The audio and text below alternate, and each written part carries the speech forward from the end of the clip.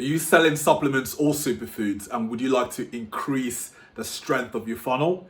If so, stay tuned because I'm going to be sharing 10 simple ideas with you to help you boost the strength of your funnel. Hey, it's Amara Abara, and I run Giant Stride Media, which is a growth marketing agency that specializes in scaling health and wellness brands, including supplement brands, with some of the ideas we're actually going to discuss in this video. But I just wanted to say that if you hang on till the end of this video, I've got a special thing to share with you. It's a special resource that's going to help you implement the ideas we discuss in this video and actually assess the current strength of your funnel so you can plug in the gaps and boost your sales. So without further ado, let's jump in. So to kick things off and make these ideas easy to digest, I'm going to divide them into 3 buckets. The first bucket is really focused on how we can improve the performance of your page traffic. And the second one really focuses on how you can boost your website conversions as well as improve it for higher average order values. And the third bucket, and probably my favorite one, is how you can boost your repeat purchases. So increase your repeat purchases and extend your customer lifetime value. To improve the performance of your paid media campaigns, the first thing I would like you to focus on is having a solid prospecting and retargeting strategy in place. And with prospecting, what you're focusing on here is engaging cold traffic, is making cold traffic aware of the problems you're solving with your supplements. So assuming you've got, a maca powder supplement that you've built a funnel for, right? So this is the supplement or product you want to sell. Maca, by the way, is really good for improving your energy levels as well as your vitality. So assuming this is the product you've got in your funnel. Now you want to build a prospecting campaign to make people aware of you, right? So they haven't come across you or they may not even know about what Maca does or the problems it solves. So you want to make them aware of this, and you really don't want to focus on getting them to buy straight away by hitting them with really strong conversion copy. You want to hit them with awareness copy. You want to build some trust. You want to build a relationship, get them to like and trust you, as well as educating them as to the benefits of Maca. That's what your prospecting campaign should be focused on because you're targeting cold traffic here. Now, under retargeting, what you want to focus on is how you can speak to people who have already engaged with you, so they've seen your prospecting campaign. Speak to people who have landed on your website, right? So they've seen your ads and now they've landed on your website. And also speak to people who have already bought your products because you would like them to repurchase. So with your engaged traffic, which is people who have already seen your ads, your prospecting ads, they're now aware about you. What you want to really focus on is getting them over to your websites, right? So your messaging in your copy should be focused on getting them over to your website. You want to use engagement copy here. Now, once they've headed over to your website, they're now categorized under landed traffic. So you've got engaged traffic, now you've got landed traffic because they've landed on your website, but perhaps they haven't purchased yet. Now, your copy here should be really focused on getting them to convert. Now you can use strong conversion copy here because they're already aware about you. They know what you sell. They like and trust you. They've headed over to your landing page. Now it's time for them to buy from you. So you want to encourage them to buy from you. You might use discounts here. You might use a bit of scarcity, sort of limited time offers. Whatever you want to do here should be focused on getting them to convert. Now they've converted and they fall into the category that's called owned traffic. Now with owned traffic, you want to get them to repurchase from you. So whatever ads they're going to be sending out to this custom audience should be focused on getting them to buy again from you. So that's your prospecting and retargeting strategy covered. And just a quick note before we move on to the next point, because I know a lot of people get disheartened when they don't see results with their prospecting campaigns. But what you want to be aware of is the fact that 80% of your budget is probably going to be spent on prospecting, whilst 80% of your revenue is going to be made from retargeting. So don't be disheartened if you don't see quick results with your prospecting campaigns. The majority of the money is going to be made from sweeping up all the traffic that has engaged with you and converting them in your retargeting campaigns. And if you'd like to learn more about paid traffic and how it relates to prospecting and retargeting, I highly recommend reading Traffic Secrets by Russell Brunson. It's a really good book that breaks this down and helps you understand how each of these areas tie in together. But let's move on to the next point. Now, with the second idea I wanted to share with you is you've set up your prospecting campaigns, but what's the best type of creative to use in your prospecting campaigns? I'd like you to consider using video creatives for prospecting. And the reason for this is that Platforms like Facebook allow you to collect a lot more data when you use video creatives for prospecting, right? So the thing is, as I mentioned before, you're going to be making the most of your money in retargeting. Prospecting really is just to build a relationship and collect data. And video creatives allow you to collect quite a bit of data, which you can leverage when you're retargeting in your retargeting campaign. So the way it works is you can see exactly how far down someone has watched of your video. Let's say someone has watched 1% of your video and another prospect has watched 80% of your video. It's very likely the person who's watched 80% of your video is a lot more interested, and you'd want to retarget them and prioritize that prospect over someone who's just watched 1% of your video. And these videos allow you to tell a good story, right? You can tell a good story that enables you build the trust, build the likability, and explain the problems your product solve. So we're making good progress here. We've talked about prospecting and retargeting as part of your paid traffic strategy. We've also talked about the type of ads you should be using in prospecting. Now we're going to focus on the type of video ads you should use in your prospecting on the third point. Now, for the video ads, I want you to focus on using UGC content. So user-generated content in your video ads.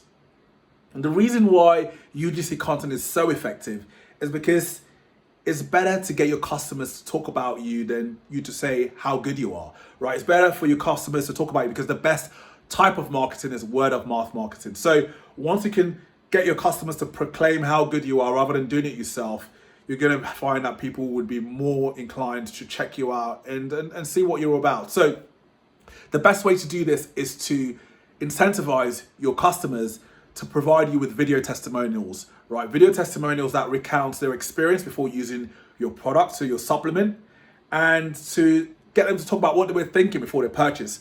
And when they purchase, what was the experience of using your product? Because using this in your prospecting ads is going to be very effective than if you just relied on stock videos or stock photos to create the ad. So the fourth point I want to touch on is how to know when you're profitable when you're running your paid media campaigns or when you're running your paid traffic campaigns. How would you know when you're profitable? The way to do this is to calculate your break-even point. So your break-even point is your selling price minus your cost of goods sold minus your shipping fee. So how much it costs you to ship the product to the customer. And your cost of goods sold is how much it costs you to create a unit of that product. So in this case, we're selling maca packs to the customer, right? So how much does it cost you to create one pack of maca, right? So what goes into the raw materials, how much does that cost you? What goes into handling, right? What goes into packaging? What goes into the pack itself, right? The packaging. So all of this would fall under your cost of goods sold. So the variable cost that it was required to create one pack of maca.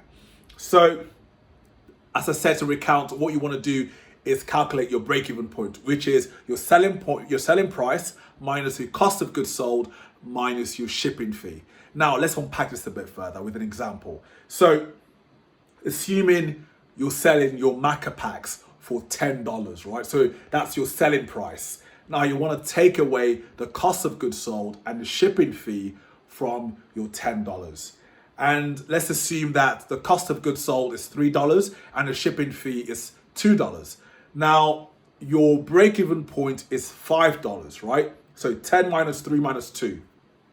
Now you're left with $5. So what this tells you is that you can spend up to $5 on your paid traffic campaign before your campaign becomes unprofitable, right? So knowing this, what you can do is now calculate what's called your minimum ROAS, right? So your minimum ROAS is your selling price divided by your break-even point, right? So the selling price is $10 and your break-even point is $5. Now, 10 divided by 5, that's 2, which tells you that your minimum ROAS, so the minimum ROAS you can accept on Facebook is going to be 2, right? So it simplifies things. Is now all you have to watch out is for the ROAS you're getting. If the ROAS you're getting falls below 2, then you know that your campaign is unprofitable. So this is just one way of making sure that you're on track in terms of profitability, is to calculate your break-even point from your selling price and your cost of goods sold and shipping fee. And once you've got that, you can then figure out what the minimum ROAS is. So the minimum ROAS required for you to have a profitable Facebook ads campaign. Okay, so we're now at number 5, and with the 5th point, what I'd like you to have a look at is your bounce rate. And we've covered the paid traffic bucket. Now we're in the conversion optimization bucket. So the bucket that's going to help you improve your conversion rates as well as extend your average order values or increase your average order value. Now, the lowest hanging fruit here is really how to optimize your bounce rate. That's what we're going to cover on the number 5. And bounce rate is defined as a percentage of visitors, website visitors, that land on your site without checking out another page. So it literally land on your homepage or your landing page and they don't check anything else out, they just bounce out straight away. And in order to improve this, what I'll recommend you have a look at is your load speed, so your website load speed. This is usually the number 1 culprit for increasing bounce rate. So actually people don't actually get to see the site, right? They're waiting for the site to load and they're like, enough of this, I'm going to check out something else. So what you want to do is have a look at your website speed, your website load speed, and optimize it for speed. And then once you've done that, if it doesn't really improve your bounce rate, you don't really get that much improvement from optimizing your website load speed, the second thing I'd like to have a look at is your value proposition, right? So making sure that your value proposition is very clear above the fold. So what are the unique benefits, features, innovations that your supplement, in this case Maca, is going to be offering to the customer? That needs to be crystal clear in order to make sure that people remain and want to learn more by visiting other pages and potentially converting later on. All right, so your website now loads faster than Speedy Gonzalez and you've sorted out your bounce rate. You've got it under control. The next thing I'd like to focus on is your cart abandon rate. And cart abandon rate is simply the percentage of prospects who add your products to cart. So in this case, your Maca supplement, but don't complete the purchase. And the 2 main reasons for this is a low perceived value from the prospect's point of view and low perceived trust. And the way to address this, especially for low perceived value, is to improve the story on your landing page. Improve the story and the offer. Bump up the offer and improve the storytelling on your landing page, and that should resolve low perceived value. And for low perceived trust, a way to fix this is to add customer reviews. So just basically dot some customer reviews around your cart page to show the prospect that other customers have used this and have had a good experience with it. So once you've addressed your low perceived trust on the cart page and low perceived value on your landing page, that should help you improve your cart abandon rate, so lower your cart abandon rate. The 7th point I would like you to focus on before we move over to the 3rd bucket is really improving your average order value. And the way to do this is to use post-purchase upsells. And let me just provide some context around why this is important. You're going to spend the same amount to bring someone over from the paid traffic platform to your website. So your cost per click might be $2, $3, whatever it is. You're going to pay that amount of money to bring someone over to your website. So it's really important to increase the amount of money they spend with you if they decide to purchase from you, right? So you can increase your paid media efficiency. And one way to do this is to use post-purchase upsells. And I really like this because, rather than just getting them to spend $10 with you just for 1 pack of Maca, you can use post-purchase upsells to get them to buy other products from you and potentially bump up the final cart value or your average order value to, let's say, $40, right? That would be really good if you could get them to purchase 2 more products from you. So I really recommend using post-purchase upsells to not only get them to buy the first offer, which was the Maca, but to figure out what other complementary products you're offering, in your catalog of products, which would be beneficial to them if they use it in combination with Maca. And maybe in addition to using other products, how can you even get them to buy more Maca from you whilst they're on your website? So we're now in the 3rd bucket, which is my favorite one. And this focuses on customer retention and extending your customer lifetime value. And as part of idea number 8, what I'd like to focus on is how you can leverage the data of your most valuable customers. So customers with the highest customer lifetime value, right? That customers that have provided you with the highest total return on your initial investment to acquire them. So let's say, for example, you acquired them with a cost per acquisition of $5, but it ended up spending, maybe $200 with you. So those customers are highly valuable to your business. So what you want to do is analyze the characteristics of these customers that have provided you with the highest total return, and using these characteristics to target new prospects upstream, right? So you're using the data downstream to inform your targeting in your paid media campaigns upstream. And this can be really good for improving not only your average order value, but also your customer lifetime value over time. And before we move to the next point, one way of actually doing this, to save you the hassle of actually trying to figure out the characteristics yourself, you can literally just take the email addresses of customers who have the highest return, right? And put them into Facebook to create lookalike audiences. And Facebook is going to do the analysis and figure out the characteristics of these high value customers, and then look for new prospects based on those characteristics. So idea number 9 is really about boosting customer retention using customer loyalty programs. And as we all know, it's a lot more expensive to acquire a new customer than it is to get an existing customer to repurchase from you. So this is where customer loyalty programs really help your business to increase its value, right? Because when you're less reliant on acquiring new customers, you can spend that extra money to improve your service, improve your systems, and even pay your staff more, right? Because the happier your staff are, the better the service they're going to give to your customers. So let's focus on how you can use customer loyalty programs to improve your customer retention.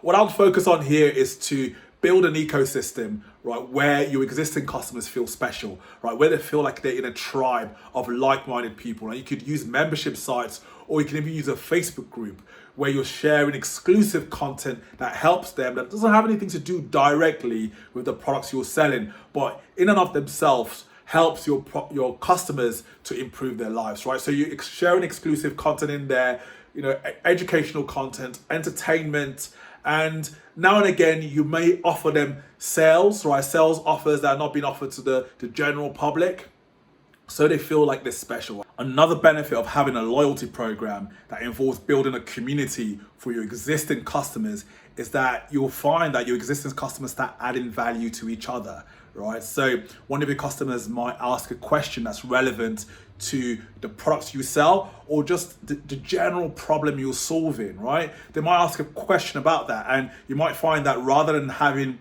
your customer rep jump in, one of your other customers might jump in and answer that question. So in that case, they're adding value to each other, which is building the value of your business. So this is one of the reasons why it's super important to build an ecosystem that serves your loyal customers. So we're now at the final idea, and I really appreciate you for hanging in there with me till the end. And this one is really about utilizing the power of email marketing.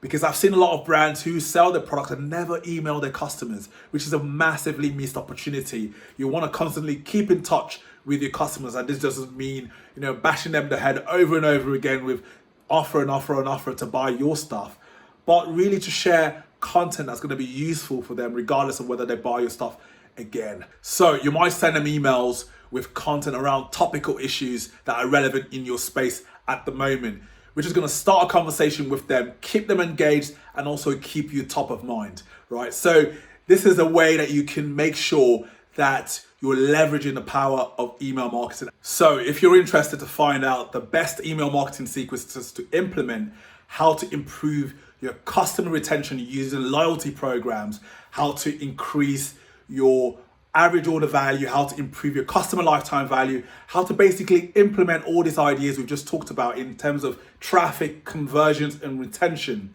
there should be a link below this video that will take you to a quiz.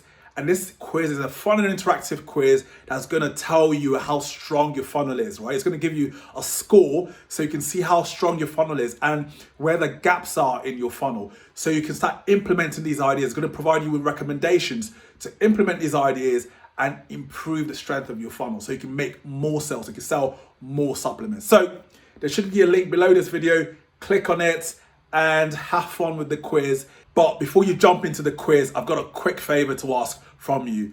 Please leave a comment below this video to let me know which of these points you found the most useful and which one you'd like a bit more information on. This is going to help me produce more useful content for you. So if you take the quiz, I hope you enjoyed, and I look forward to seeing you on the other side. Take care.